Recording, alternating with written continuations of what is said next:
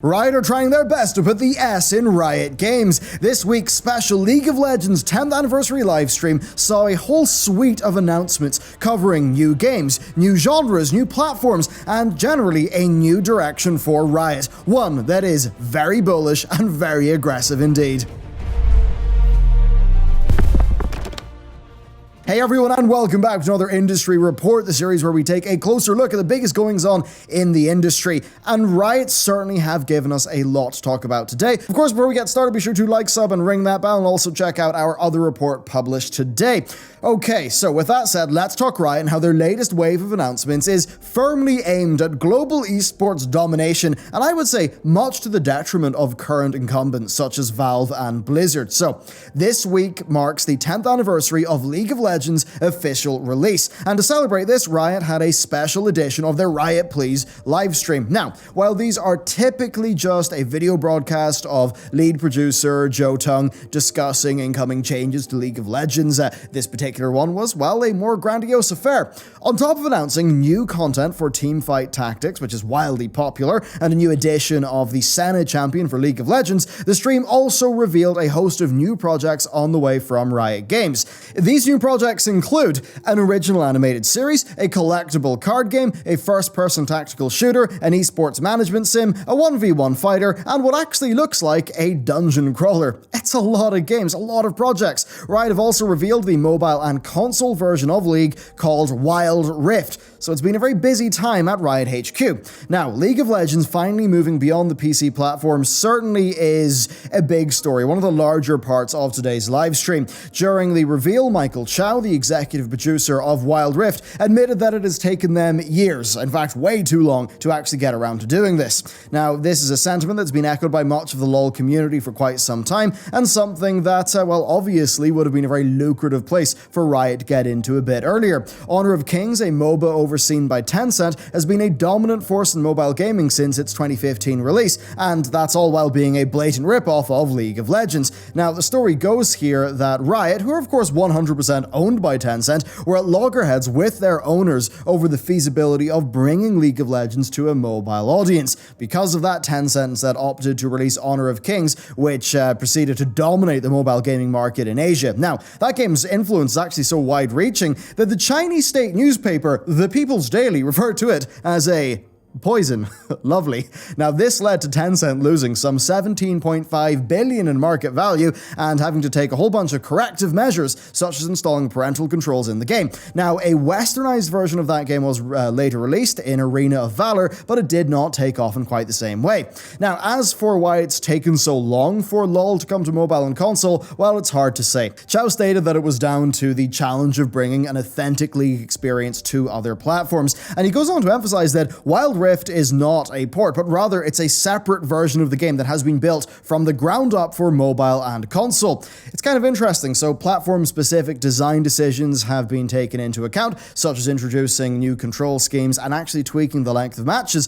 There's also the interesting angle of Wild Rift simply looking better graphically than League on PC does. Now, Chow said this is because the team, already having to rebuild the game from scratch, just took it as an opportunity to do a full visual remaster of the game, which is pretty wild, and you've got to wonder if Wild Rift looks better, runs smoother, and maybe ends up with a very large player base. Will Riot just basically move a lot of its improvements into the core game, move its graphical remaster into the core game, things like that, and basically, massively update the core League PC client?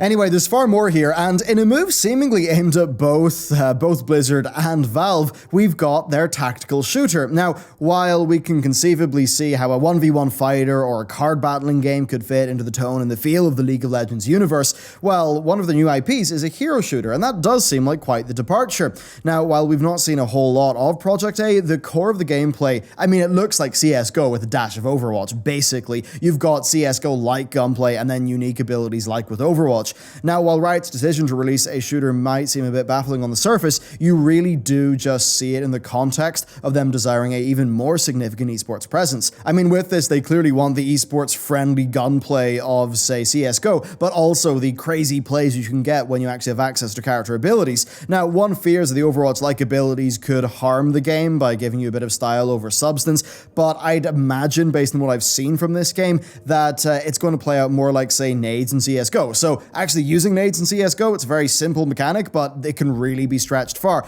And based off the design of some of the hero abilities shown, it seems like they're more designed along those lines than just an Overwatch like, oh, you've just won the game type of ult. Still, there are concerns, but I would say that if anyone understands esports, it's pretty much got to be Riot. They do know the market very well. Now, we've spoken on this channel before about the dangers of being, well, just essentially trying to force esports into a game, especially in Blizzard's case, but I think Riot's firm understanding of the fundamentals and their engaging with community growth really could give them a good head start there. I mean, CSGO's core mechanics, they are so well loved in the community and have such a vast esports following that, you know, I think the addition of the character-specific abilities, that could be enough to spice things up, not only to entice over the League audience, but maybe also some of the Overwatch and CSGO audiences. Hero shooters certainly do bring their own challenges, of course, such as effectively balancing the myriad characters and abilities, but it's Riot. They'll no doubt be keeping a pretty close eye on how games like Rainbow Six Siege have developed, and maybe they'll even take a bit of inspiration there in terms of how their characters will operate. Indeed, Riot has already shown a strong desire to appeal to the community with Project A,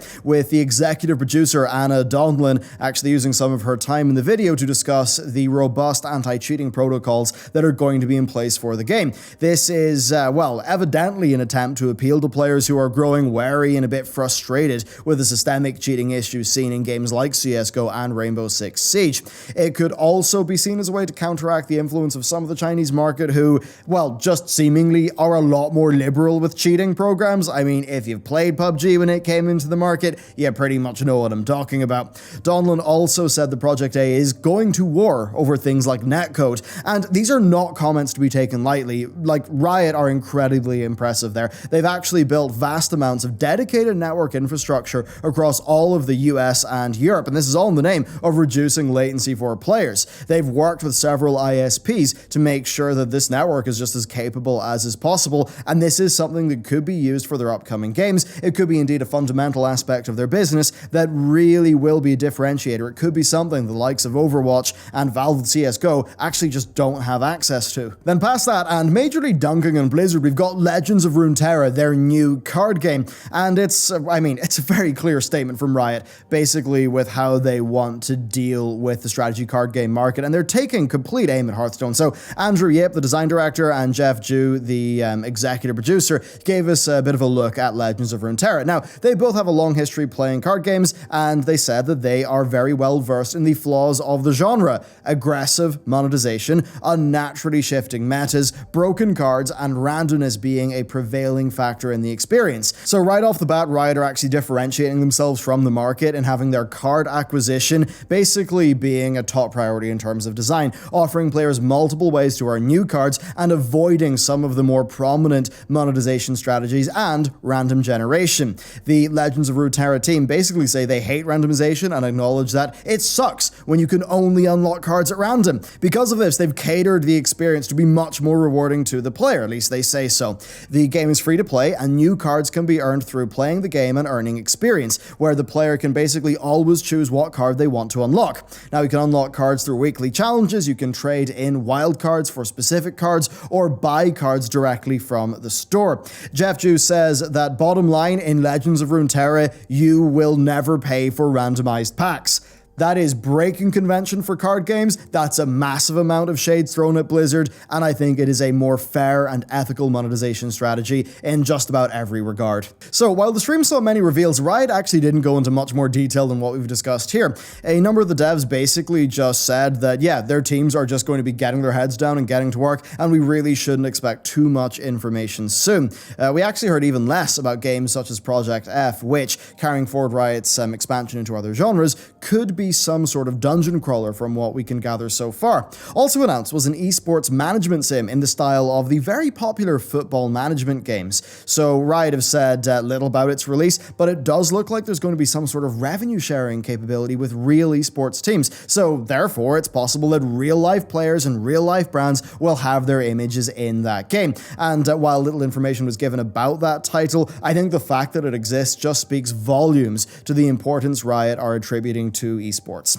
So it's quite a lot, and overall, I'd say that their game plan has been based on one thing: patience, and that's wild to see in the modern market. They have, by their own admission, been taking their sweet time in adapting League to non-PC platforms, and they're now taking the plunge just completely thoroughly with all of these new projects. And I mean, it really is quite the plunge indeed. Riot's historic reluctance, I think it might have been born out of a bit of fear of making an irredeemable mistake, that a new release would not meet up to their standards. And with Teamfight Tactics so quickly becoming a phenomenon after its release, well, if anything, I imagine that will have raised their standards, right? Like, when you have a massive hit and then follow it up with another massive hit, it's a Blizzard-like situation where if you have a failure, it's going to look really bad.